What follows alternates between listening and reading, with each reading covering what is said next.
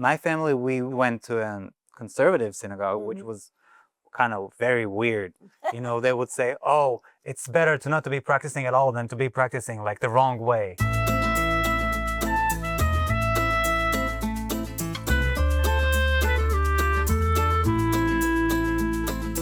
you guys for coming in today. Today we're going to go over a center of Jewish life, but the experience with and in might have changed a little bit over time.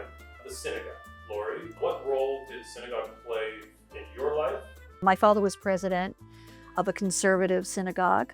We always had to go, particularly for the high holidays. It was a big deal.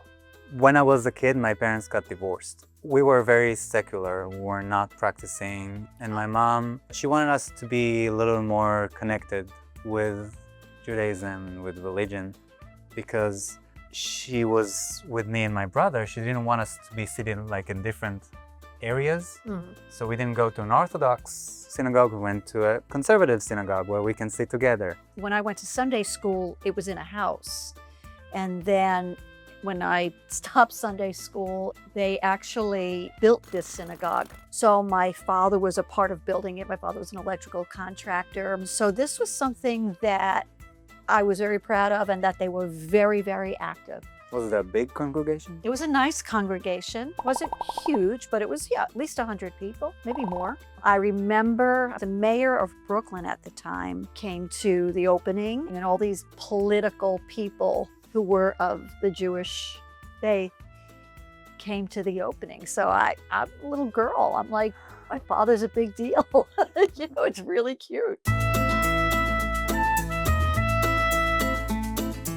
Basically, on high holidays, my parents wanted me to be with them, especially when I was younger. It became more of a choice as I got older. I wanted to go. I wanted to, hang out and see my dad.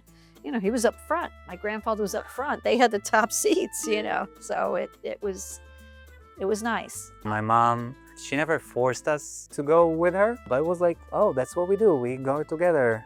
When we were a little older, teenagers, we didn't always want to go, so sometimes we went, sometimes we didn't go, sometimes she didn't go and we still went.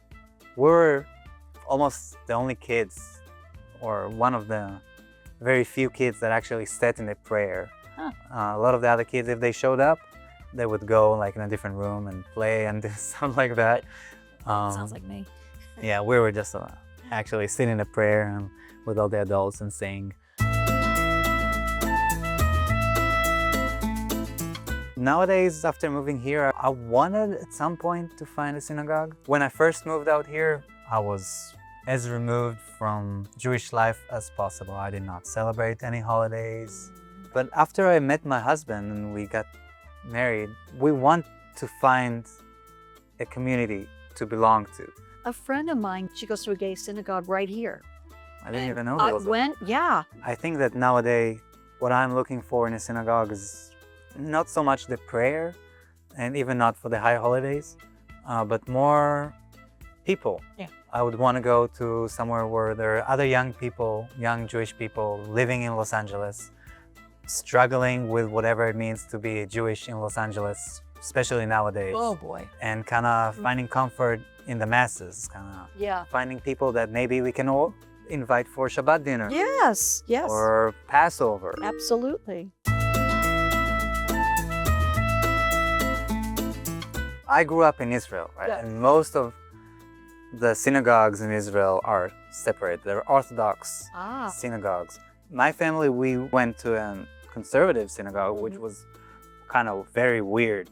They would say, oh, it's better to not to be practicing at all than to be practicing like the wrong way.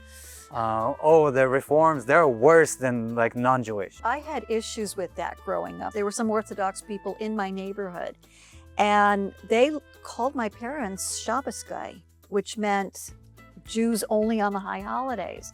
And it really was very insulting because my father, he didn't consider himself not a Jew. He considered himself a Jew. He had married a very American wife, and she didn't want to sit behind a curtain. There was no way that was going to happen. My father felt guilty, and he sometimes felt very bad about it. And I felt bad for him too. Yeah, I never really understood people who would go to sit behind a curtain. I agree. I agree 100%. 100%. I'm Lauri. And I'm Rani Solomon. Subscribe. And please comment and tell us, what's your synagogue experience like?